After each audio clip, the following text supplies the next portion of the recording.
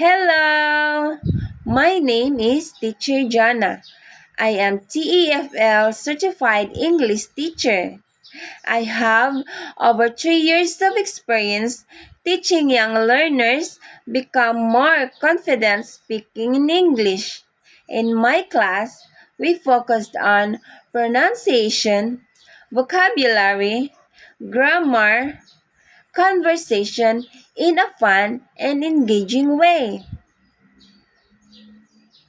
I believe learning English would be fun, interesting, interactive, and informative.